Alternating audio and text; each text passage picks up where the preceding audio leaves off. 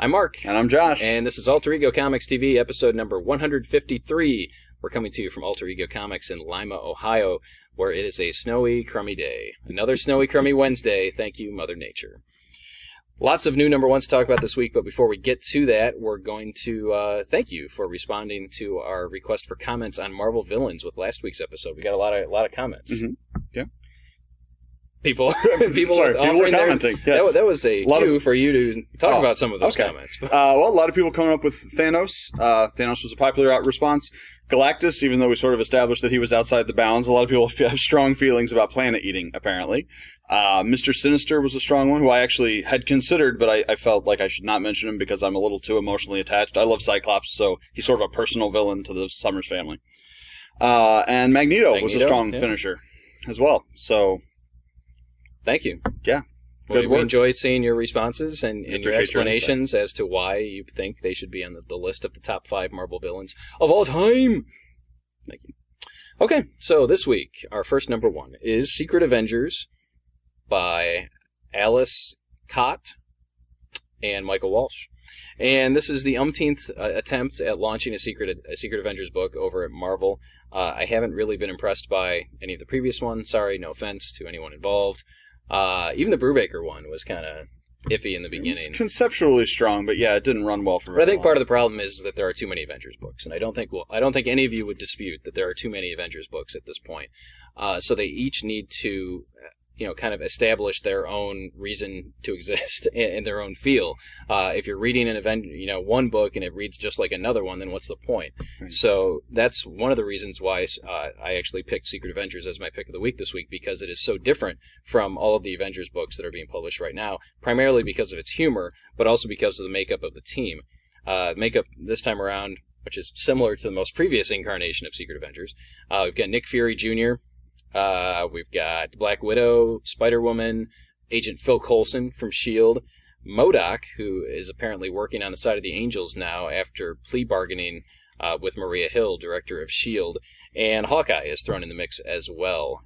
He's not officially a team member, he just happens to be in the right place at the right time, or the wrong place at the wrong time, depending on how you look at it. So Josh and I were discussing earlier today that this book really wants to be Hawkeye. It has the same humor, the same... Hawkeye's written almost exactly the way he's written by Matt Fraction over in the Hawkeye book, and that's not a bad thing. So, this book is funny, it's got lots of action, Nick Fury Jr., and I'm just going to keep calling him that because I can't, because there is Nick Fury, and then there's Nick Fury, his son, so this is Nick Fury Jr., are in space fighting something called the Fury, which opens up some airplane-esque or Abbott and Costello humor. I just enjoyed it. Strong artwork, really strong writing, good stuff. Yeah. I was pleasant. This was the biggest surprise of the week for me because I really didn't expect much, and was pleasantly surprised, as I said. Yeah, and it's essentially Hawkeye plus action. Hawkeye is him not being an Avenger. This is the Hawkeye-style humor in... This is Hawkeye as Hawkeye. Hawkeye as Hawkeye, not the Hawkeye. And also out this week, which we like to think of as Hawkeye with Supervillains, Superior Foes of Spider-Man number 9, written by Nick Spencer with art by Steve Lieber. And it just continues to be hilarious every week. Lots of rotating, they seem to spread out the jabs at your different Marvel villains, your C-list and D-list people. We get Bullseye in this week, which has a great kind of adversarial feel with Boomerang, and just hilarious every time. Great book. One of the best books that Marvel's doing right now, Superior Foes. Great work, Nick Spencer. Also, new this week, Magnus Robot Fighter, number 1 by Fred Van Lente, artwork by Corey Smith. This is published by Dynamite Entertainment, who now has the rights to the Gold Key characters. So here we go again. Let's try and launch the Gold Key characters someplace and make them successful. I believe Dark Horse was the most recent publisher to have the rights, and their experiment was not so much a success.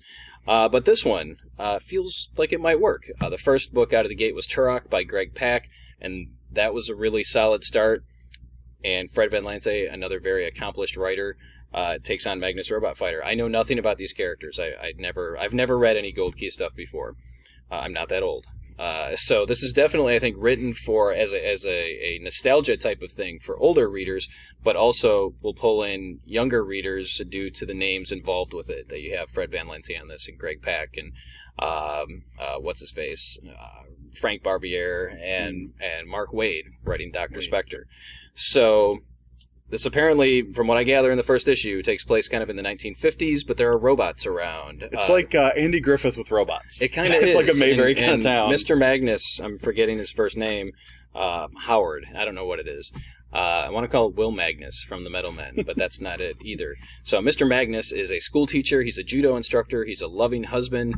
And then like crazy Matrix stuff type, sort of happens. So it's got me interested enough to come back, and the Gold Key books right now are apparently each going to stand on their own, but I think they're going to intersect at some point when Dr. Spectre rolls out in, what month are we in here? In May. So if you're looking for something new and exciting to try, this would be a good one. Next up, another new #1 from Marvel this week, because they just keep coming. Avengers Undercover #1. It's written by Dennis Hopeless with art by Kev Walker. Yes. Is that right? Awesome. I guessed right. And this basically picks up from the end of Avengers Arena, which itself sort of combined in out of the end of Avengers Academy. Basically, you have a bunch of teen superheroes who were tortured by Arcade and forced into a Hunger Games type situation before the beginning of this book, and are out for revenge or out to survive and just move on from a horrifying experience. So you've got Chase and Nico from the Runaways. What? You do, but don't even ask me who any of these people are. Oh, okay. Well, you've got a bunch of Marvel teen heroes trying to recover from horribleness, and it was good. It was very much in the same kind of fun, fresh feeling as... fun, fresh feeling. Like when you're running on the beach with your mother. Yes, and horseback riding. As Avengers Arena, it's neat because with a bunch of characters no one cares about, they may get killed off any issue, and no one's going to stop him from killing them. I mean, I care about Nico and Chase. I just didn't read Avengers Arena, and I like them. You don't need to read Avengers Arena. You can pick this up. You'll get everything absolutely. you need. But I like them as the Runaways. Yeah. Well, that's not going to happen. That ship anymore. has sailed. It has. We do get some name checks in here for the other Runaways. Well, that's good. Lots of fun. Another new #1 from Marvel this week, Captain Marvel #1, back from the dead. Again, the book was canceled and then restarted. My understanding is this is a 6-issue miniseries, so this is not an ongoing. But you've got the same great writer involved, Kelly Sue DeConnick, who she loves this character. She's done her homework. She's pouring everything she has into Captain Marvel, and it shows. It's a great book. Artwork by David Lopez, and I think that's one of the saving graces with this. When I first picked up the previous Captain Marvel series, the artwork turned me off so much that I didn't want to come back and read it. And if you may recall, for me, there has to be that equal writing and artwork thing. It's a combination. It can be the best story in the world, but if the artwork is bad, I'm not going to dig it. So this time around, David Lopez provides some top-notch artwork to go along with Kelly Sue DeConnick's writing. So, since I didn't read much of the previous series, I didn't know anything about where Carol Danvers is in her life right now. So apparently she's dating Rhodey. She's dating James Rhodes, War Machine. Sorry, spoiler. Maybe, no, I mean, people in the universe don't know. It's on the down low. They have a hidden love. And she's living in the Statue of Liberty? What's up with that? That's awesome. Know. First off, it's awesome. She is like a young girl sidekick type of thing. It kind of reminds me of George Perez's Wonder Woman run, where Diana had this kind of young girl and her mother that she hung around with. So it's just kind of similar. But I enjoyed it. I want to see what happens next. You got Tony Stark is in here, and James Rhodes, and Carol Danvers, and Carol for a very long time, ever since the the Captain Marvel series from Brian somebody or other, drawing a blank on the writer. Came out around the time of Secret Invasion. Carol's just always been trying to find herself. She's been an alcoholic. She's got these kind of powers that she doesn't know a whole lot about. They come, they go. She gets different powers, and she's trying to find her place in this world. And as it turns out, her place may not be on this world. I will leave you with that cliffhanger. That was super great. It was great. I liked it. Yeah. Next up, we've got Beasts of Burden, Hunter-Gatherers. This is a one-shot tied into the Beasts of Burdens franchise, written by Evan Dorkin with art by Jill Thompson. And you don't really need to have read the previous Beasts of Burden stuff. All you need to know is it's like the BPRD, but with animals. Neighborhood dogs defending their town against the supernatural, and some cats, maybe. The strong point of this is it's an all ages book, but it has great wit that appeals to adults as well as kids. And Jill Thompson's watercolors are just pretty as all get out. She makes very compelling art. And yeah, I don't know what more to tell you. It's a one shot. Animals Fighting Dark Forces. If you haven't read, if you can check it out, and if you like it, there is a hardcover collection of most of the early stuff, and it's just great. It's one of our perennial sellers. It's sort of timeless. Yeah. Superman Wonder Woman number 6. This might make the 6th consecutive issue that I've talked about. Written by Charles Soule, artwork by Tony S. Daniel, and we've just had a great storyline of Clark and Diana's exploring their relationship together, how the two most powerful people on Earth, stay involved with each other, and there have been villains, guest appearances by members of both characters' books. So in this issue and previous issues, we've had General Zod and Feora. We've had members of Wonder Woman's extended family, Apollo and Hephaestus. Is that his name? Hephaestus. What a funny name. And Strife. Yes. Doomsday was in an earlier issue. Mm-hmm. Batman was in the first issue. Batman's been in several of them. Yeah. So this to me is very much very similar to Jeff Loeb and Ed McGuinness's Superman Batman, at least in the beginning, where you're exploring the relationship between these two characters that we really haven't seen that happen before. Superman and Batman, when the book first launched, I got the feeling it was very much, a brother type of relationship.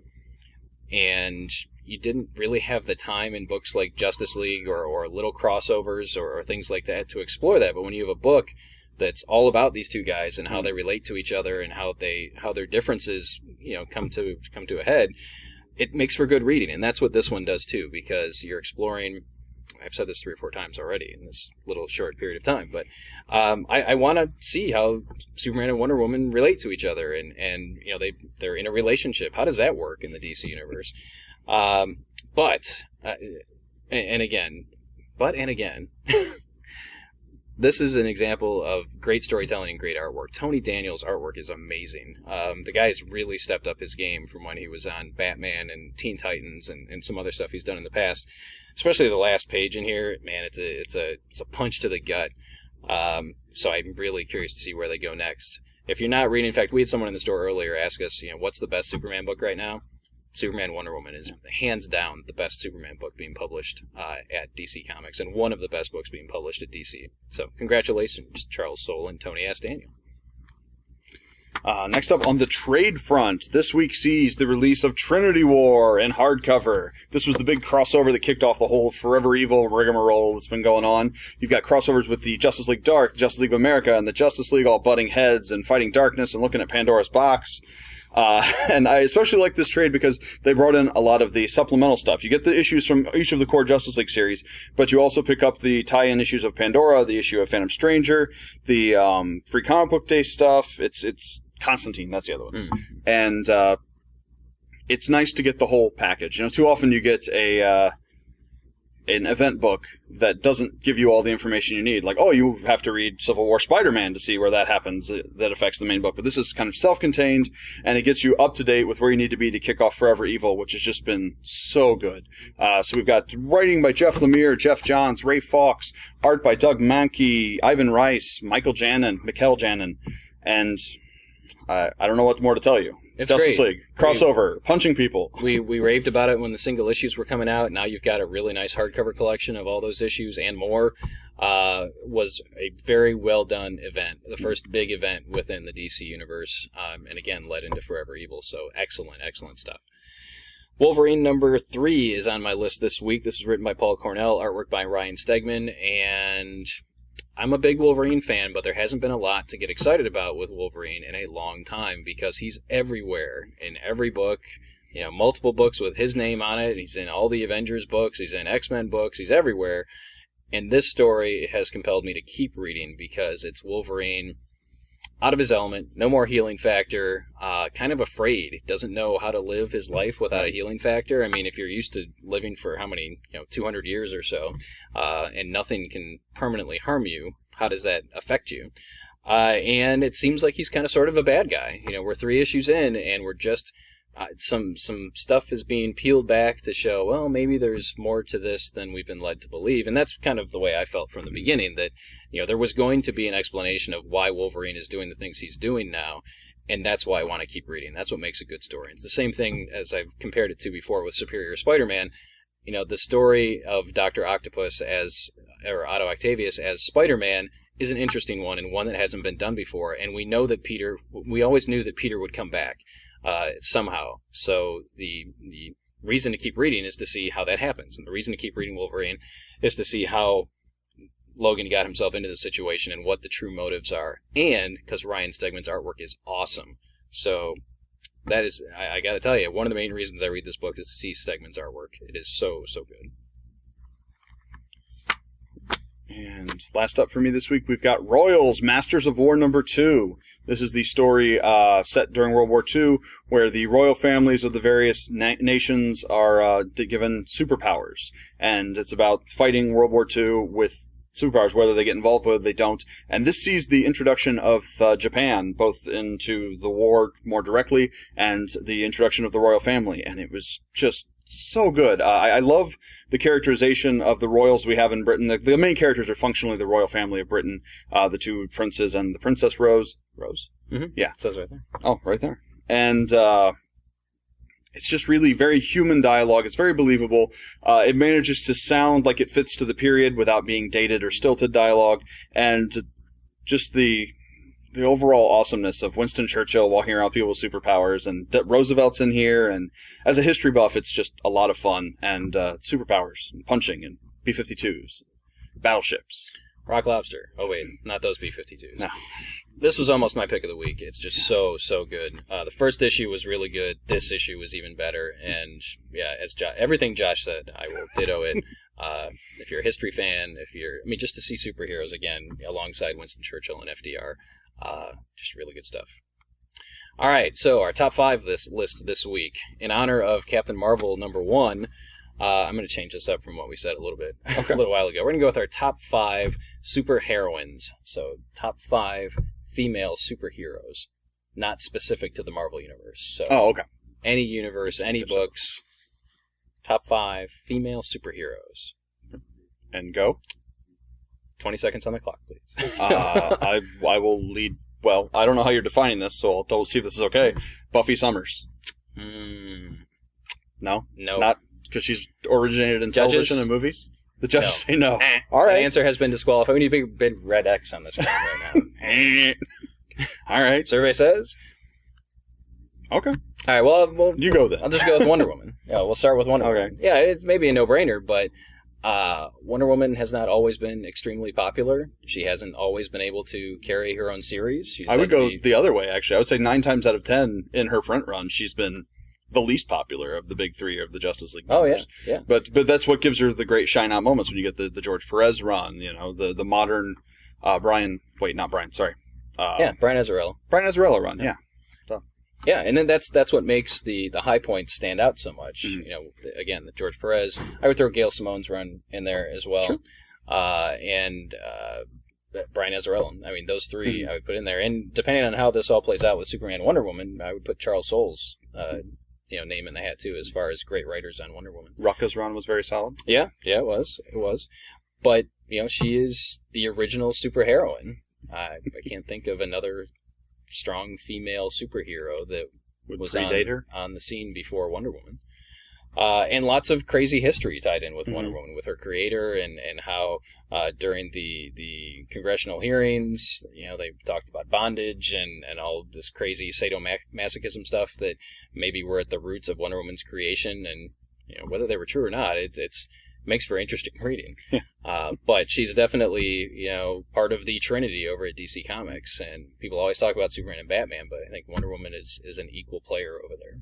Yeah, and I think her origin is also a big part of why she's endured, because you've got the big 3, like you just said, are Superman, Batman, Wonder Woman. Superman is a science hero. He comes from space. He's born with powers. Sunlight gives him things. Batman is a mortal, normal man pushed to the limit by terror. And Wonder Woman is mythology. It's the sense of history that goes beyond what either of the other 2 can really offer, and it's informed many of the interpretations of her, and it's one of the reasons she shines, I think. Yeah. What do you got? I don't know. I was talking about Wonder Woman. You're just talking about Shaft. I'm just talking about Shaft. I'm going to go with Kitty Pryde. We saw her. She's one of the first characters that was introduced as a child and grew up as an adult. I mean, we saw flashbacks with Wonder Woman as Wonder Girl, and then she eventually got spun off into a different person. We saw Superboy afterwards, but Kitty Pryde was introduced to us as a teenage girl who was scared and alone and different in a house where they were getting attacked by space aliens. And she kind of evolved over time into one of the strongest members of the X-Men, both in terms of character and in terms of ability. She's saved the world, and she's died and come back, and Kitty Pryde is a great heroine, I guess. Yeah. I would not disagree, and I think one of the strongest arguments for Kitty Pryde is that we've seen her grow up in comics. Right. And now as former headmistress of the Jean Grey School for Higher Learning, and now gallivanting around with her group of young X-Men from the past with the Guardians of the Galaxy. And Kitty is kind of the emotional center of the X-Men. Which is why Joss Whedon killed her. Yeah, way to go. He goes for the heart. All right, well, I'll jump over to DC again and go with Batgirl. With and this is the Barbara Gordon Batgirl. Maybe I should just say Barbara Gordon and not Batgirl, because depending on where we are in the publication of DC Comics, Barbara, she was Batgirl, and then in The Killing Joke, of course, she was paralyzed, shot by the Joker, and ended up in a wheelchair and became Oracle. And she was, again, kind of the Wizard of Oz type character. She was the one behind the curtain, communicating with the different members of the Bat family, as well as the Birds of Prey and lots of other folks, kind of feeding them information and tying them together. And now in the New 52, she recovered somehow, which I still don't think we know. It was a medical procedure. From being shot, yes. Of some sort. Sweat lodges were involved, and voodoo, and there's peyote. I don't know. But now she's Batgirl again, and she is my Batgirl. I don't want to read Stephanie Brown. I don't want to read Little Ninja Girl, whatever her name is. I don't remember. But Barbara Gordon is Batgirl. But she's also, again, one of the strong female characters in the DC universe. And I think you look to certain writers and their runs on it. Obviously, Gail Simone's run on the current Batgirl title, but also her run on Birds of Prey prior to the New 52, and some other folks who I can't remember. I don't even know who else. No, in the modern era, Barbara Gordon belongs to Gail Simone. Yes, there's not a lot of competition in that area. Okay. Number 4, with a bullet.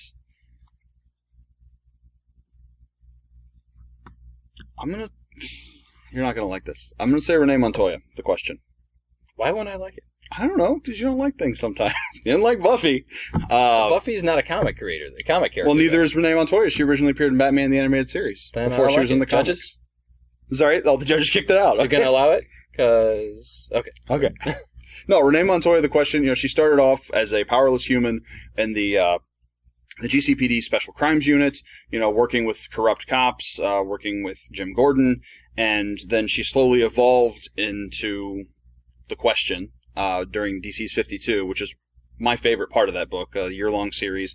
Her parts were largely written by Greg Rucka, and the journey of her trying to save the old Question and then having him, spoiler alert, die and of cancer, and it was just a great transformation. She's very much a loner. She deals with these things not as part of a team, not as part of a universe. She's a street-level hero, and she has a, self-reliance that you don't have from people that were set up in clock towers by Batman with millions of Bruce Wayne money. I like Renee Montoya's journey as a hero, from an everyday hero as a cop into a super-powered crime fighter. Well, she's not even really super-powered. She has abilities that are beyond normal, but she doesn't have super strength or bulletproofness or anything, which is a word. So, Renee Montoya, The Question. All right. My 5th one it's kind of a tie, so I'm going to cheat, and if you want to disallow it, you may. I'm going to go with Storm and the Wasp. Explain. And it's primarily because of when I started reading comics. I started reading comics around 1984, and towards the end of the 1980s, both Storm and the Wasp were leaders of their respective teams. Storm was leading the X-Men after basically she and Cyclops duked it out for leadership rights. Cyclops went off and whined with Madeline Pryor, and Storm stayed behind to lead the X-Men with her great mohawk. she was also leader of the Morlocks for a time. So she had a lot going on. And the Wasp at the same time was kind of this, just there in the background, unfortunately, through through most of her Avengers career. But she was in charge when Avengers Mansion was stormed by the Masters of Evil. She was the chairman of the Avengers during that time period and had to put the pieces back together. So when Jarvis got beat up? Yes, okay. Jarvis got beat up. Hercules was in the hospital. It was just a very intense, situation over there. And she, for a while there, was the heart and soul of the Avengers, just as Storm was the heart and soul of the X-Men during that time period. Both of them have long storied histories within Marvel Comics, and both of them, sad to say, I think, have floundered, in the 20 or so years since I think they were at their peaks in the late 1980s. So, again, I think it's getting a great writer attached to a character. I think Jason Aaron, wrote a great Storm in Wolverine and the X-Men. I think that we could see, to give Kelly Sue DeConnick a Wasp series, and I think it would be incredible. So I'd like to see Jan a little more involved. I have some sentimental attachment to Jan. So there you go. I'll allow it. Yeah. So that's it. Our top 5.1 female superheroes. Now, who did we leave off the list? Who are your favorites? Oh, Witchblade. Sarah Bazzini, yeah. Oh, man. Right? Let's start over. I'm Mark. Oh, no. But, yeah, definitely I would throw Sarah Bazzini in there, especially under the guidance of Ron Mars. Prior to that, it was kind of a TNA book and not so much about the character. But, yeah, if you're looking for a solid female-led superhero, supernatural book, you cannot go wrong with Ron Mars's run on Witchblade. So now we're cheating, and we're just going to keep going on, and we're going to keep remembering characters we left off. But let us know. What do you think? What did you think of this week's books? What are you reading? What do you like? Share it with your friends and family and pass the video on. We want to get as many viewers as we possibly can. And let's keep it positive. We'll talk about the good stuff like we do every week. Thanks again for watching. We'll see you next time.